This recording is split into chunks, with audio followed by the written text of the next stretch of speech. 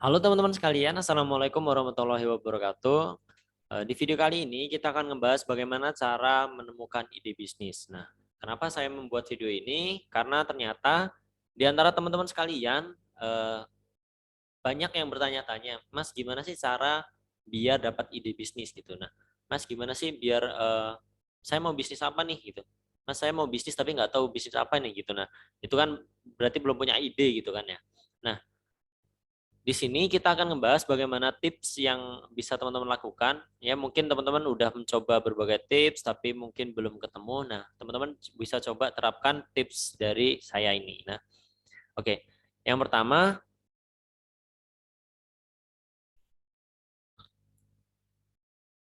nah, coba teman-teman dalamin hobi teman-teman gitu ya. Nah, misal teman-teman hobi gitar ya. Ya, teman-teman bisa coba jualan course gitar gitu. Atau mungkin teman-teman bisa jualan alat-alat musik lainnya gitu ya. Misal jualan drum atau mungkin dari gitarnya aja sendiri. Misal jualan senar gitar, jualan pick gitu ya. Pick ya. Kemudian jualan yang buat nyetel gitar gitu ya, teman-teman.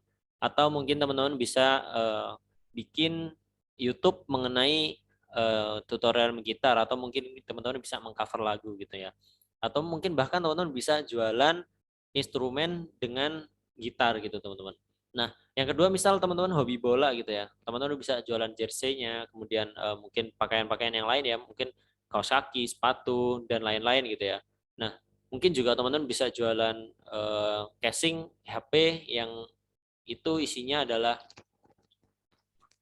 misal gambarnya adalah klub bola kesayangan dari teman-teman gitu ya. Nah, itu kan juga bisa teman-teman. Nah, itu contohnya.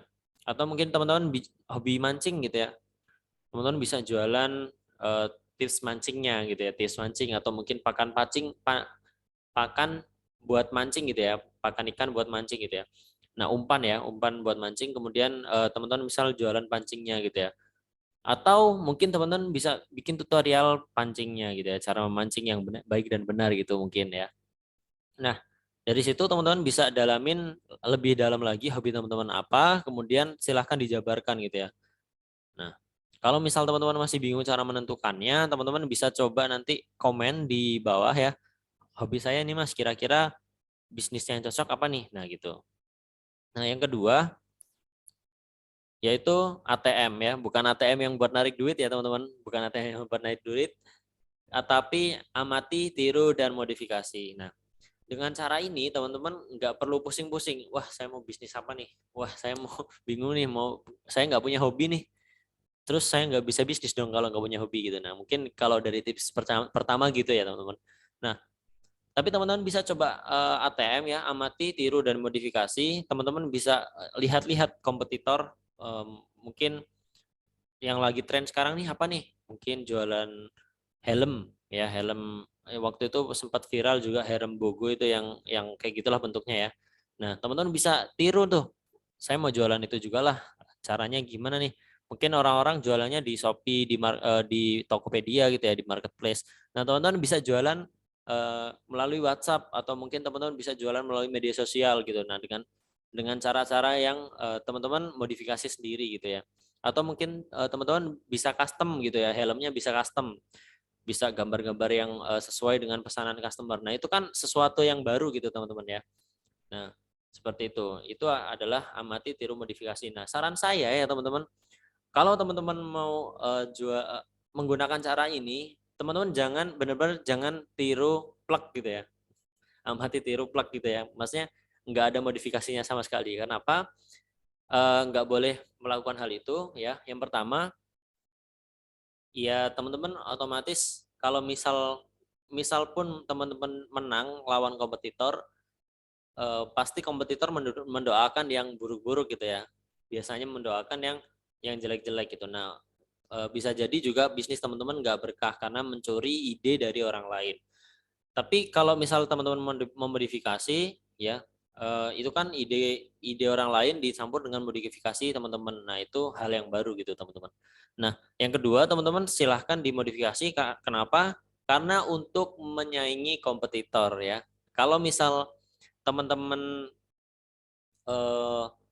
jualan atau mungkin bisnis tapi cuma meniru-niru terus, yaitu biasanya nggak bakal jalan teman-teman. Kenapa? Karena kalah dari faktor misal pelanggannya, kompetitor itu udah punya pelanggan tetap gitu ya. Nah teman-teman baru mulai gitu.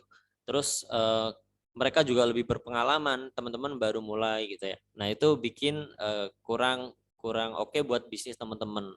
Nah, makanya teman-teman saya sarankan untuk modifikasi. Dengan modifikasi biasanya akan ada hal-hal baru yang menarik pelanggan orang lain buat mencoba produk teman-teman gitu. Nah, selanjutnya berikan solusi kepada pelanggan ya, teman-teman. Jadi, misal teman-teman punya problem gitu ya. Misal saya dulu sempat pegel-pegel gitu ya, misal pegel-pegel karena keseringan duduk. Nah, saya mikir nih solusinya apa ya biar nggak pegel-pegel ketika duduk gitu. Nah, saya coba searching-searching, ternyata nemu tuh bantal pijat. Nah, mungkin mungkin teman-teman bisa jualan itu juga gitu ya, misal. Jadi sesuatu yang berupa solusi itu biasanya akan laku keras gitu teman-teman. Nah, setelah saya coba searching-searching ternyata bantal pijat tuh potensial banget pembelinya sampai ribuan bahkan puluhan ribu gitu ya. Nah tapi saya nggak jadi jualan bantal pijat. Kenapa? Karena ada satu dua problem yang mungkin belum saya bisa selesaikan dengan bantal pijat tersebut gitu. Nah jadi intinya teman-teman di sini kalau teman-teman bisa menyediakan solusi ya teman-teman. Kalau teman-teman bisa menyediakan solusi untuk audiens teman-teman, untuk pelanggan teman-teman, itu otomatis ya biasanya pelanggan teman-teman akan lebih loyal, lebih banyak ya. Karena sesuatu yang memberikan solusi itu ya sesuatu yang dicari gitu teman, yang dibutuhkan gitu. Jadi biasanya itu akan lebih banyak peminatnya gitu. Oke. Yang keempat ya teman-teman bisa tanya ke audiens teman-teman. Nah, ini kalau teman-teman misal punya followers gitu ya di Instagram atau mungkin di Facebook atau mungkin bahkan teman-teman tanya ke story WA gitu ya, WhatsApp gitu ya. Misal tanya ketika teman-teman misal gimana ya, punya punya masalah apa nih kepada mereka ya, mereka nih punya masalah apa nih, tanya gitu ya. Kemudian ketika teman-teman coba sediakan solusi ini, ketika teman-teman sediakan solusi tersebut, audiens teman-teman bakal gimana nih responnya ya. Misal waktu itu saya tanya mengenai undangan digital ya. Saya mau buat e-course undangan digital, kira-kira mereka mau nggak gitu ya. Ternyata setelah saya survei, ya mereka itu pada mau gitu ya teman-teman. Nah sebenarnya ini lebih ke validasi teman-teman, bukan menemukan di bisnis untuk tanya audiens, lebih ke validasi. Nah dengan hal ini teman-teman otomatis bisnisnya bisa dengan berkembang ya, karena sudah tervalidasi dengan audiens teman-teman ya, begitu. Nah, kemudian yang terakhir adalah liburan, teman-teman. Kenapa liburan? Karena dengan liburan otak kita menjadi lebih fresh, lebih segar gitu ya. Nah, dengan liburan juga biasanya akan meningkatkan tingkat otak kanan kita gitu ya. Karena otak kanan itu ternyata berpengaruh banget dengan kreativitas kita gitu ya. Nah, jadi otomatis ketika otak kanan kita meningkat, biasanya akan muncul ide-ide baru gitu yang mungkin nggak terpikirkan sama kita sebelumnya aja. Nah, teman-teman bisa coba liburan ya. Kalau mungkin teman-teman udah mikir lama gitu nggak ketemu idenya, coba teman-teman liburan gitu ya. Siapa tahu nemu ide. Mungkin teman-teman butuh liburan gitu ya. Nah, mungkin itu aja teman-teman. Semoga bisa bermanfaat ya. Kalau nanti teman-teman ada yang ingin ditanyakan, silahkan di komen ya.